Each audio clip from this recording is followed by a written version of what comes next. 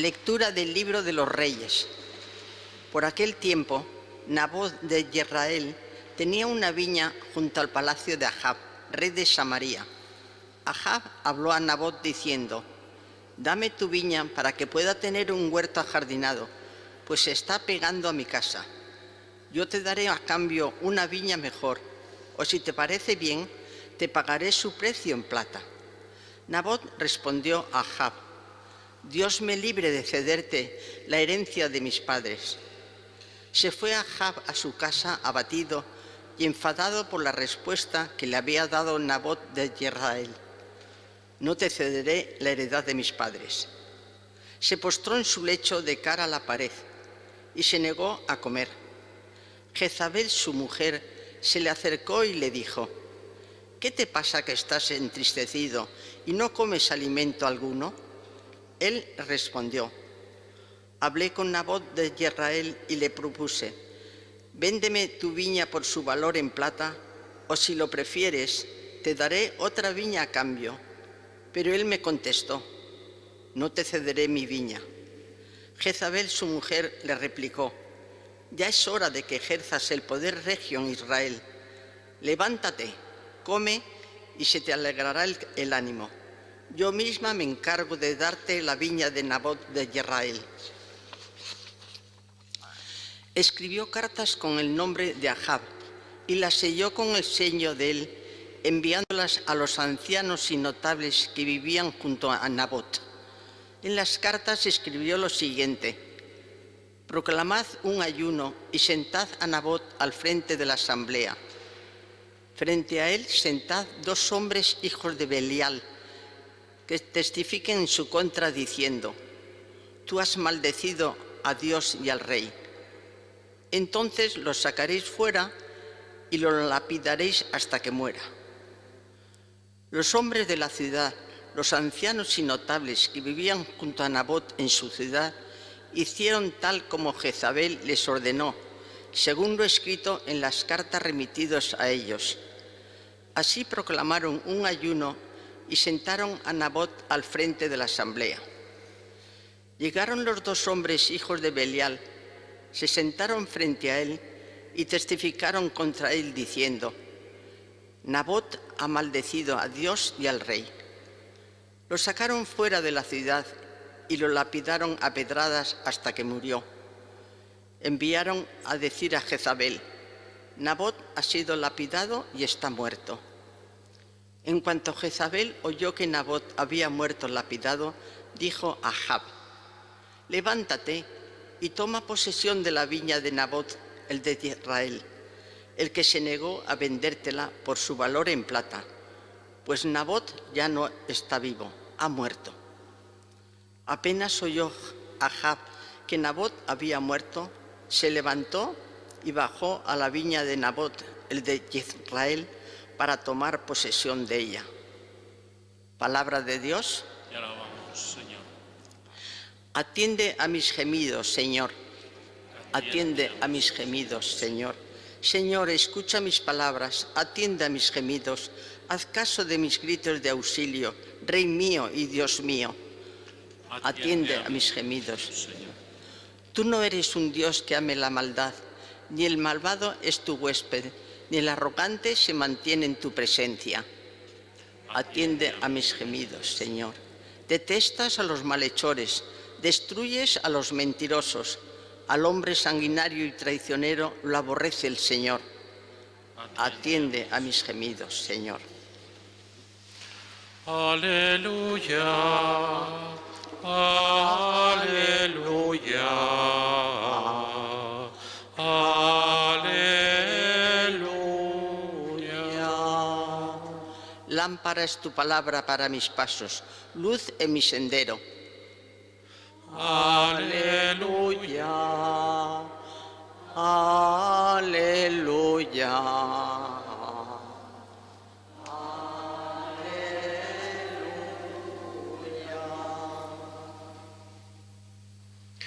El Señor esté con vosotros. Lectura del Santo Evangelio según San Mateo.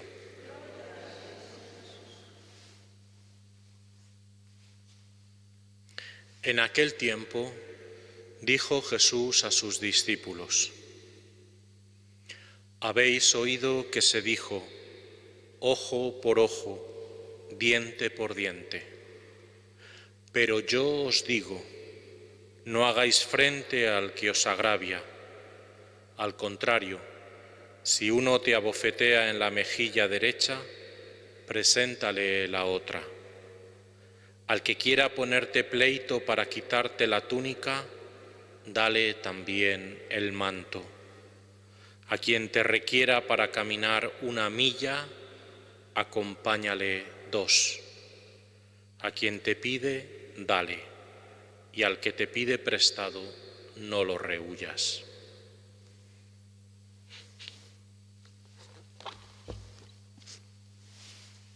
Palabra del Señor.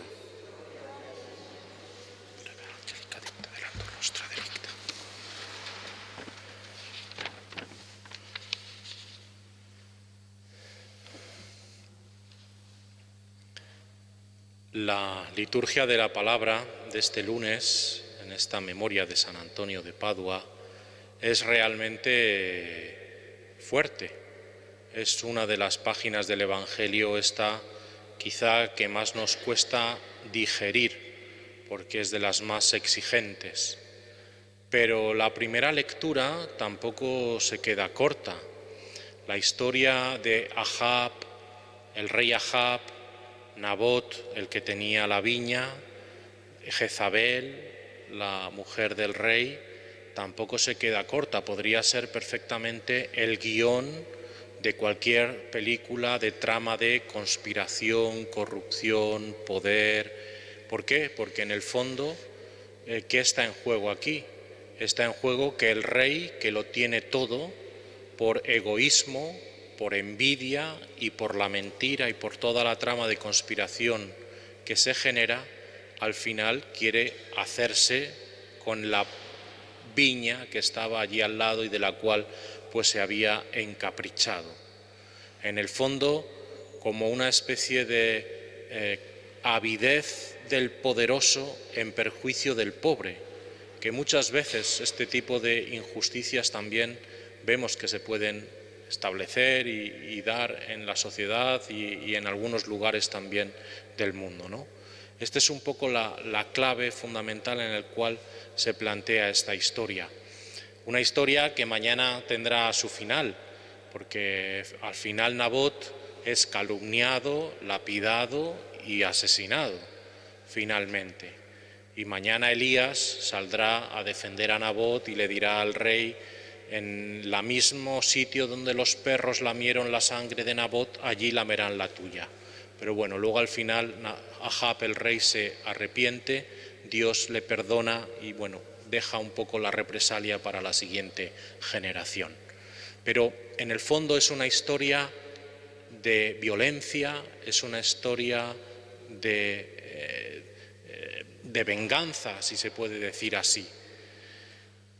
Pero justamente Nabot no tiene ni siquiera capacidad para vengarse, sino que al final es sacrificado. ¿Por qué digo esto? Porque luego en el Evangelio de hoy tenemos esta página también tan fuerte como decía, ¿no? La de poner la otra mejilla, la de, en el fondo, tratar de romper esa espiral del mal por el mal. ¿Y qué es lo que nos dice Jesús o qué es lo que nos quiere mostrar hoy?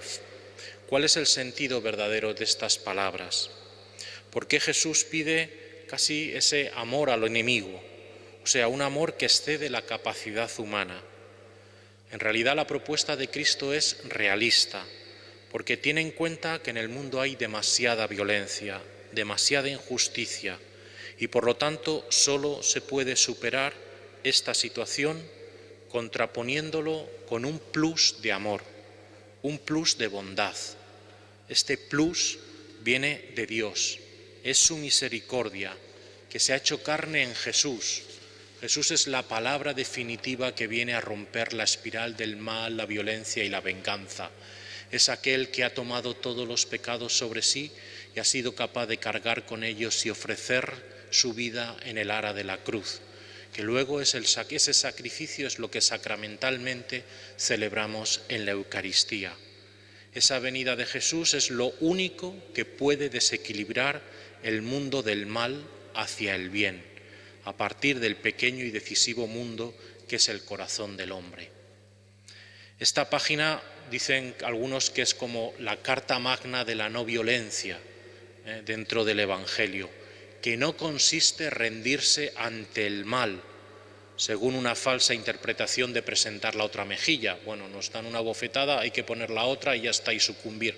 No se trata de eso, sino de responder al mal con el bien, de romper la espiral de la violencia y del mal a fuerza de bien, de bondad, rompiendo de este modo la cadena de injusticia.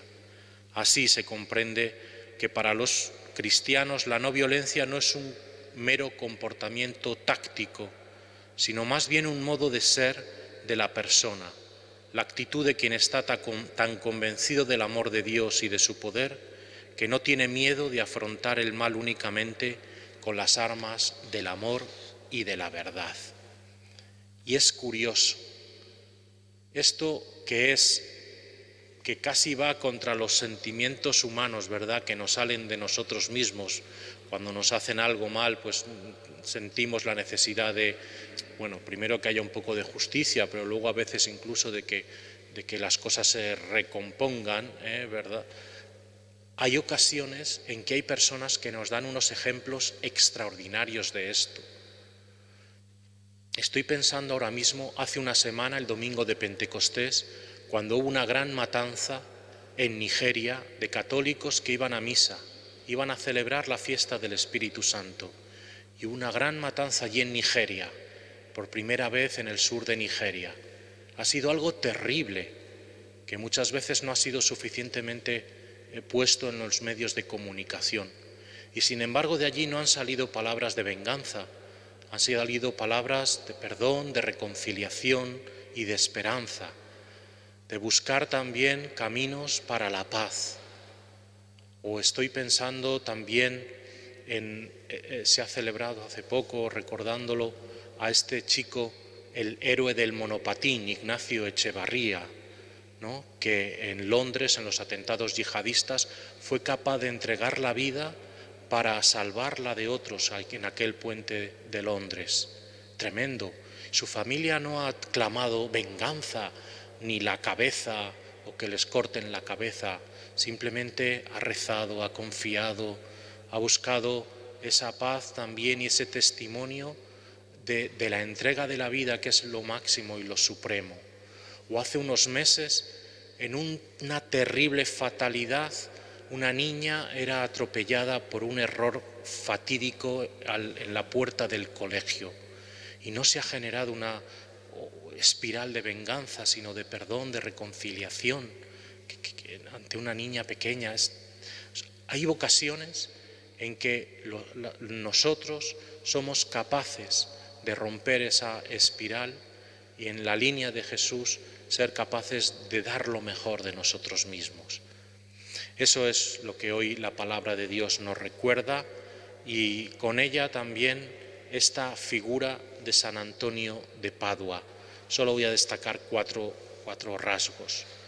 San Antonio también quería ir a morir, a dar la vida a tierra de infieles, al Islam, para ser sacrificado y ser martirizado. Finalmente no lo pudo hacer. Por lo tanto, esa capacidad extraordinaria de entrega de la propia vida, de amar, amando, entregando la vida, ser capaz de dar testimonio en aquella Europa y en aquel mundo del siglo XII. Antonio también es el gran predicador, es doctor de la Iglesia, es el hombre que hace escritos profundamente teológicos, y con su predicación es capaz de atraer a Dios, pero no solo por sus palabras, sino por el testimonio de su vida. Antonio es el santo, dicen que el más milagrero, es el gran intercesor, es el que hace tantos milagros, el que también está una noche entera, se le aparece el niño Jesús y lo tiene abrazado toda la noche, por eso aparece con el niño Jesús tantas veces ahí. Y es un santo que tiene muchos milagros y al cual acudimos tantas veces, ¿verdad? Cuando se nos pierden las cosas o cuando las casamenteras, en fin, tiene muchos milagros ahí atribuidos, no los vamos a explicitar.